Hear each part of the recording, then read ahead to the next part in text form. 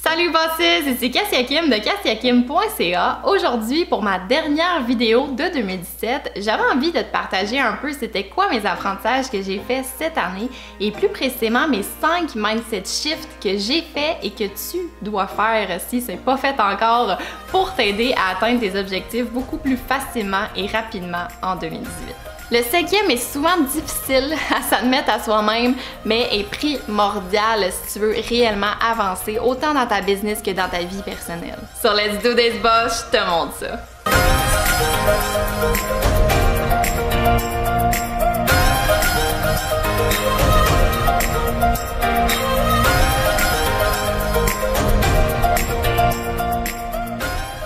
Shift numéro 1, définir qu'est-ce qui est important pour toi. Ça a l'air peut-être con à dire comme ça, mais si tu sais pas qu'est-ce qui est important pour toi, qu'est-ce que tu veux accomplir en 2018, comment tu veux te sentir à travers tout ça, tu vas avoir vraiment de la misère à facilement aller atteindre tes buts en 2018. Pourquoi? Parce que quand tu vas avoir des opportunités qui vont venir à toi durant l'année, il faut que tu aies un guideline mental, un plan de qu'est-ce que tu veux atteindre, qu'est-ce qui est important ou non, comment tu veux te sentir pour que tu puisses prendre des décisions beaucoup plus facilement, de un, mais aussi des décisions qui vont t'amener vers le but que tu veux atteindre, vers les objectifs que tu veux atteindre beaucoup plus facilement. Tu vas perdre moins de temps aussi à dire oui à des choses qui vont pas vraiment t'aider finalement vers tes buts, vers qu'est-ce qui est important pour toi ou vers comment tu veux te sentir dans ta vie. Donc la première chose à faire, c'est ça, c'est de vraiment prendre le temps de mettre ça sur papier, qu'est-ce qui est important pour toi, qu'est-ce que tu veux atteindre en 2018 et comment tu veux te sentir à travers tout ça durant l'année. Shift numéro 2, changer ton attitude. Dire oui, je peux le faire avant de dire non, je peux pas le faire. Si t'hésites, que t'es pas certain que t'as ce qu'il faut pour faire quelque chose en particulier, mais qu'au fond de toi, tu veux le faire, en d'autres mots, la peur te bloque, c'est un indice pour toi pour shifter ton attitude par rapport à cette situation-là, par rapport à cette opportunité-là, par rapport à whatever, qu'est-ce que c'est. Force-toi à trouver une façon de le faire. Dans mon cas, qu'est-ce qui m'aide énormément quand je suis stressée envers quelque chose ou quand j'ai peur de faire quelque chose puis que je voudrais le faire finalement, c'est de me préparer au maximum. Dans mon cas, cette année, j'ai fait mon premier lancement de mon premier cours en ligne il y a 2 semaines et j'ai tout fait ça en Facebook Live. Et moi, personnellement, je suis pas la plus à l'aise à faire des Facebook Live. Je sais que ma force à moi, c'est des vidéos enregistrées, montées, que je peux changer qu'est-ce que je veux dans la vidéo, mettre plus d'impact, plus de dynamisme. Mais je savais profondément qu'en faisant des Facebook Live, j'allais rejoindre plus de personnes et qu'en plus, j'allais pouvoir interagir avec les personnes beaucoup plus facilement, répondre à leurs questions et tout. Donc, je savais que ça allait avoir un impact plus grand que juste faire des vidéos enregistrées. Et donc, j'ai décidé de changer mon attitude par rapport à ça et de dire non, je vais le faire et je vais être capable. Et dans un de ces Facebook Live-là aussi, j'ai fait mon pitch de vente qui était quand même stressant pour moi à faire en live comme ça, en one shot. Mais pour éliminer ma peur et mon stress au maximum pour faire ces Facebook Live-là, je me suis préparée le plus que je pouvais. Tous les points que je parlais, qu'est-ce que j'allais dire, les questions que j'allais poser et tout ça, j'avais tout ça durant mon live pour éliminer au maximum le stress que j'allais avoir et ma peur de faire des Facebook Live, ben pas de faire des Facebook Live, mais de faire vraiment un pitch de vente surtout en Facebook Live. Donc c'est peut-être pas une méthode qui est bonne pour tout le monde, chacun a son mode d'opération propre à eux, mais pour moi, dans mon cas, pour changer mon attitude par rapport à une situation que je crois ne pas être capable ou que je crois que ça va être beaucoup stressant pour moi ou que je vais avoir peur de le faire, c'est ça, c'est de me préparer le plus que je peux, de rechercher sur le sujet, d'analyser, d'écrire sur le sujet, dépendamment de c'est quoi le contexte, mais c'est vraiment d'apprendre le maximum, de me préparer au maximum pour éliminer cette peur-là et être en contrôle de la situation. Ce qui m'amène à mon 3e shift, accepter de sortir de sa zone de confort. C'est normal qu'en sortant de sa zone de confort, ça sera pas parfait. c'est quelque chose que tu dois accepter, que tout le monde doit accepter et que j'ai accepté cette année parce que quand on décide de sortir de sa zone de confort, ça nous permet de créer des expériences potentiellement incroyables qui nous permettent de prendre conscience de forces, d'habilités ou de nouvelles qualités qu'on n'aurait même pas soupçonnées avant de sortir de ces zones de confort-là. Et oui, des fois, ça peut foirer, ça peut ne pas aller du tout dans le sens qu'on aurait voulu, mais ces expériences-là, ça nous permet juste de se relever plus vite, de devenir plus résilient et d'apprendre sur nous-mêmes pour juste être meilleur la prochaine fois. Exemple juste comme ça, moi, v'là 1 an à peu près, j'ai décidé de vendre un voyage de développement personnel très dernière minute. Très dernière minute. Et évidemment, j'ai pas eu assez de participants, j'ai pas pu faire en fait, donc j'ai échoué.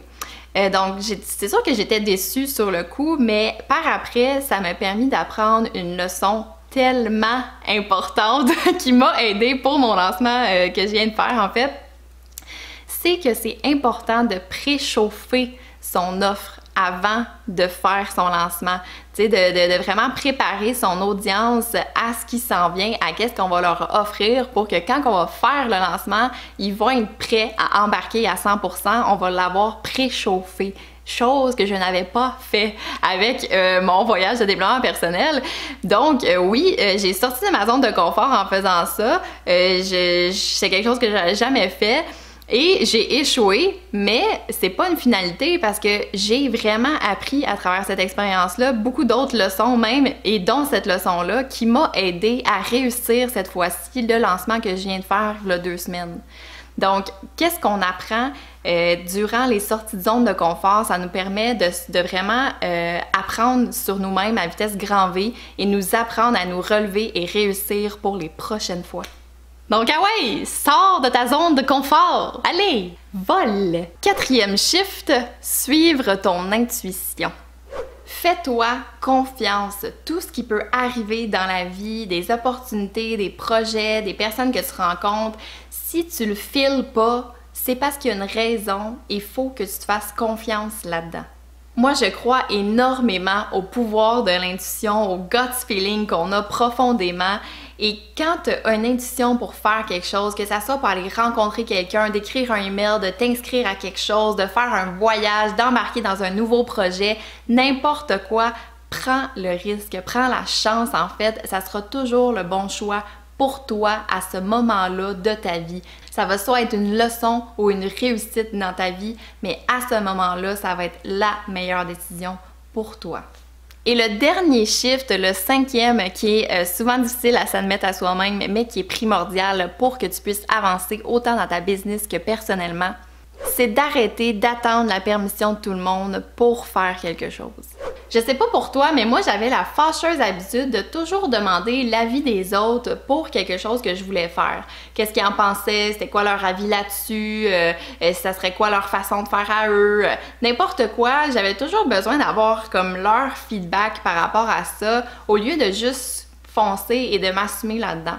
Pas que je me faisais pas confiance, parce que même si en fait, quand ils étaient pas d'accord avec moi, je finissais quand même par le faire, sauf que ça me mettait toujours un petit doute dans mon esprit, un petit malaise parce que eux, ils étaient peut-être pas d'accord ou parce que eux, ils auraient fait ça différemment. Donc ça me bloquait à quelque part à juste m'épanouir pleinement. Quand on demande toujours l'avis des autres sur qu'est-ce qu'on voudrait faire, c'est comme si on demandait la permission, entre guillemets, aux autres pour faire qu'est-ce qu'on voudrait faire.